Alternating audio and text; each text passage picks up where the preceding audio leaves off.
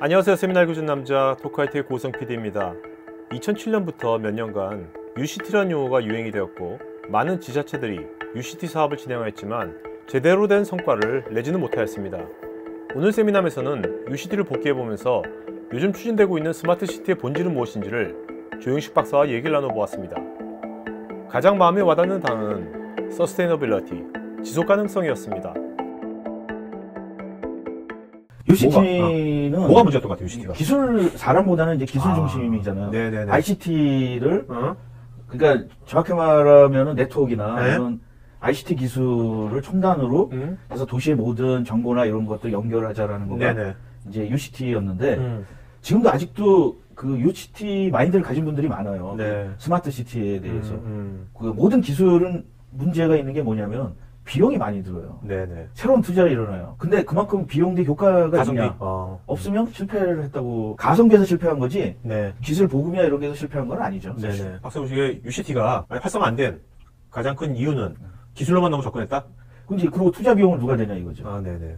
정부에서 대주면 좋죠. 누가 해놓으면 들어가 살기는 굉장히 좋은데. 아, 근데 결국 이제 에너지원이 고갈된 거네요? 고갈된 그래서 거죠. 여기 이것이 더 이상 네. 계속 진척이 안 된 거네요. 네.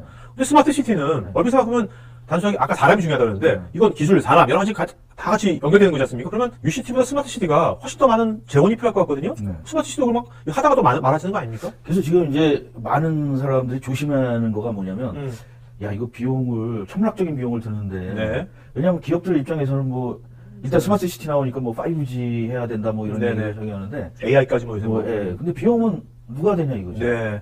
돈이라는 거 옛날에는 이제 세금으로 어떻게 했는데. 그러니까 소는 누가 키우나요, 결국 문제가?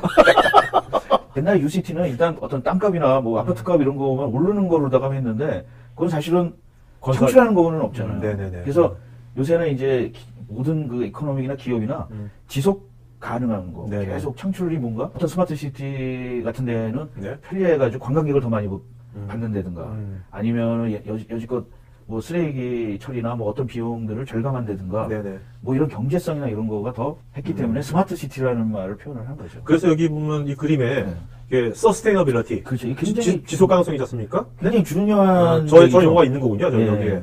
그리고 이제 비용 코스트 이피션시. 그다음에 이제 뭐 굉장히 보안도 중요하거든요. 네네. 연결했는데 굉장히 위험하다. 범죄가 더 많이 생긴다. 네네. 뭐 이러면 사실은 네네. 스마트 시티가 아니죠.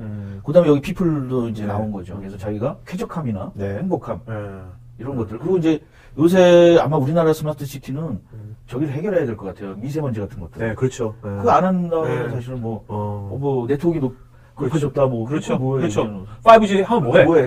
돈 더 내라 그러고. 지금도 사실은 스마트 시티 이런 데 가면은 사람들이 GIS 정보를 받아서 해야 된다. 5G로 다 네트워크를 해야 된다. 이런 것들만 기술적으로 뭐 빅데이터를 해야 된다. 네네. 근데 사실은 기술이라는 거가 이런 어떤 본질에 대해서 사용을 해야지 스마트한 거지. 네. 기술 자체를 갖다가 사용하는 게 목적은 아니잖아요. 네, 사실은. 그렇죠. 이제 스마트 시티를 이게 설계할 때 설계를 하고 전략을 세우는 분들은 이 네 가지 속성에 그 어떤 것들을 내가 속성을 어떻게 만족시키는지 구현하는지 그런 것들도 항상 머릿속에 생각을 하면서 이걸 설계를 해야 되겠네요. 사실 여기 요걸 보면은 약간 이거는 그 좀 뭐 인문학이라고 그럴까? 네, 그러니까요. 근데 이제 우리 엔지니어들이 약점이 자기 분야가 제일 중요하다고 얘기해요. 음. 예를 들어서 ICT 기술자들은 야 ICT 중심이다. 그리고 또 토목 건축 전공한 사람은 야 그거 다 뭐 CT니까 이거 네네. 건축이다. 근데 아니라는 거죠 이게.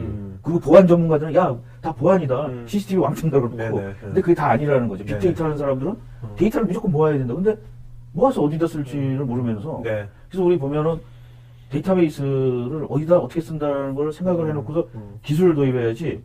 일단 빅데이터가 좋다. 뭐 AI가 좋다. 근데 어디다 쓸 건데 그러면 나 그거는 뭐 내 담당이 아니야. 뭐 네네. 이런다 그러면 스마트해지지가 않는 거죠. 글로벌 스마트 시티 1위에 선정된 싱가포르는 민간과 협업해서 지속적으로 업데이트되며 다양한 실험을 해볼 수 있는 디지털 트윈 시티를 만드는 방식이 특히 눈에 띄었습니다. 이건 이제 분야별로 전 세계 지금 스마트 도시들을 스마트 시티 관점에서 몇인지 이제 순위를 매긴 건데 뭐 싱가포르가 뭐 단연 뭐 탑이네요. 그러니까. 그렇죠. 싱가포르가 일찍부터 이제 이런 거에 대해서 인간 사람들의 환경을 좋게 해야지. 사실 싱가포르는 자원이 없어요. 네네.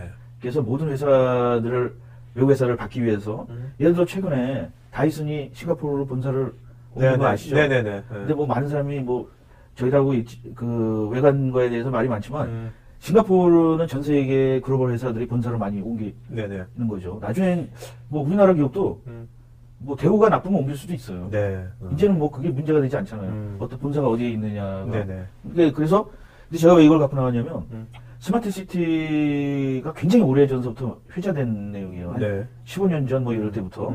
근데 이제 우리나라는 UCT라는 개념으로 이제 보급을 했고, 네. 저기에는 이제 싱가포르는 이제 뭐 스마트 네이션이라는 슬로건으로다가 네. 이제 했는데, 이거는 이제 스마트 싱가포르라는 데에서 소개를 한 건데, 네. 2013년부터 그 싱가포르에서는 단순하게 이제 뭐 자 어디 신도시 있는데 몇백억 뭐 하는데 몇백 이런 식이 아니라 전체가 어떤 그 소프트웨어 플랫폼 같은 게 있었나 보죠. 그러니까 우리의 UCT는 신도시 그러면 이제 확 들어가서 이제 네네. 거대하게 인프라를 그렇죠. 했는데, 네. 여기는 이제 뭐 싱가포르는 새로운 땅들이 없어서 그런지 몰라도 기존에 있는 도시에서 요새 이제 유행하는 도시 재생, 네. 그러니까 구도시나 이런 거에서 테크놀로지를 이용해서 이제 서비스 같은 것들을 구체적으로 많이 만드는 거가 달라진 거예요. 다른 거죠. 요즘 보니까 버추얼 싱가포르라고 해가지고 예. 뭐 이런 식으로 뭔가 그 어떤 그 물리적인 환경을 요새 디지털 트윈의 개념을 이미 여기는 쓰고 있는 거네요. 그래서 이제 싱가포르의 성공 중에 하나가 이제 그 디지털 트윈이라는 개념을 야, 굉장히 빨리 썼네요. 예. 이거 소프트웨어 플랫폼이에요. 이게. 네네. 그래서 이제 이런 것들을 자기네들 이름 명칭이 버추얼 싱가포르라 해가지고 뭐 어떤 디바이스나 이런 걸로다 이걸 봐가지고 이제 저런 건물들을 네. 3D나 뭐 이런 걸로다가 영상을 집어넣어가지고 근데 사실 기술적으로 어려운 건 아닌데 네.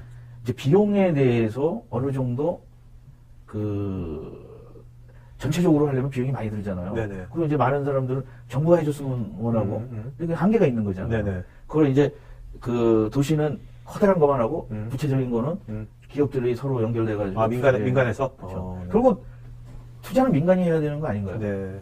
그러니까 민간이 여기에 투자하는 민간 기업은 어떤 이득을 받게 되는 걸까요?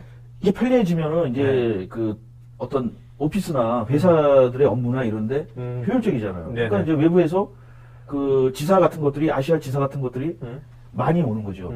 이 스마트 시티라는 거 서스테이너빌리티는 거기에 있는 주민들만 좋은 게 아니라 거기에 있는 일하는 많은 그 오피스들이 그쪽으로 와야지만 네. 그 좋은 거잖아요. 네, 그렇죠. 그래서 경제적인 것도 활성화할 수 있어야지만 스마트 시티가 성공하지 않을까. 세금 받아가지고 뭐 이렇게 많이 네네네. 뭐 CCTV 많이 달고 뭐 와이파이 많이 달고 이런 거가 아니라 단순 베드타운이 아니라 네, 그렇죠. 기업체들이 이제 생산을 하는 뭔가 네. 부가가치를 부가가치를 만든 그런 기관들이 네. 많이 입점을 해야지만 뭐 이 스마트 시티 자체가 그 계속해서 에너지 재원을 계속 마련하는 거네요. 예. 우리가 전번에 스마트 팩토리를 했었는데 네. 그 스마트 팩토리는 스마트 시티의 일부예요. 네.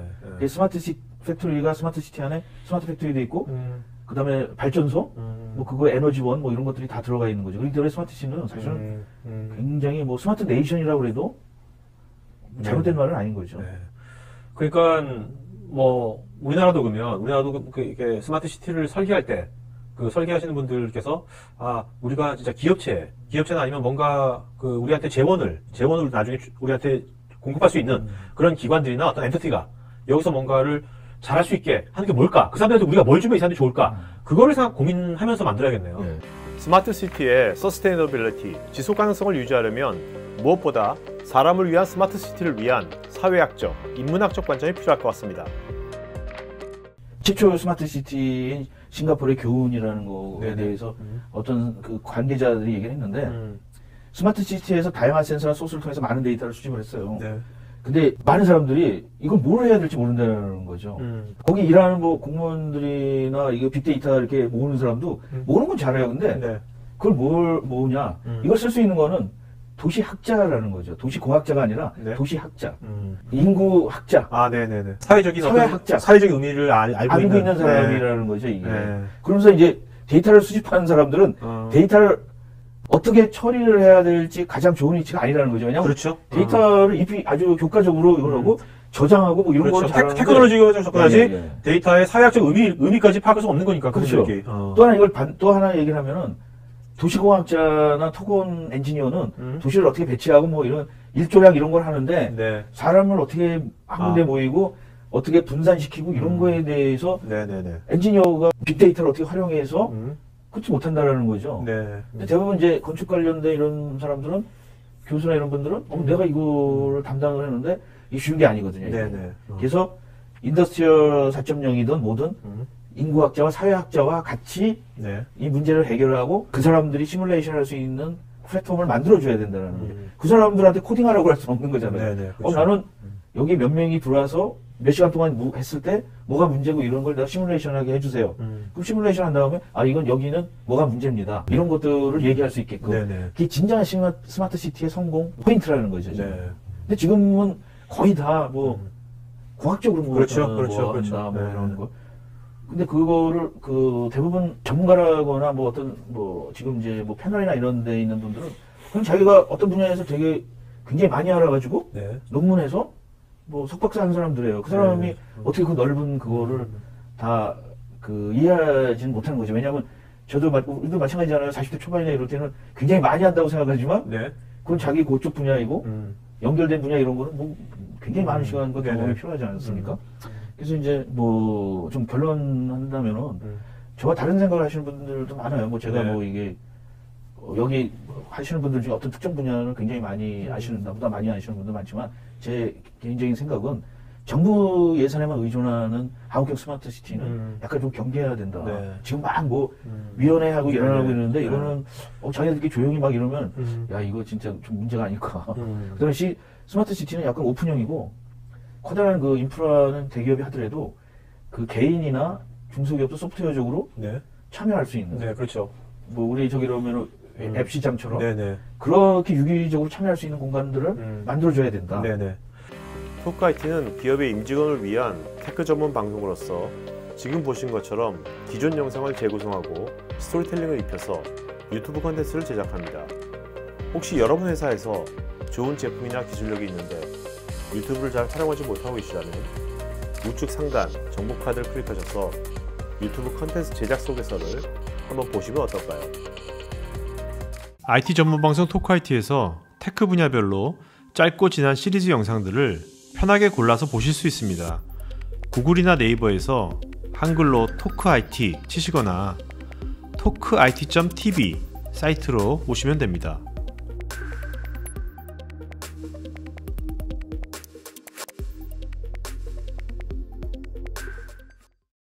이 영상이 마음에 드시면 좋아요, 구독 부탁드립니다.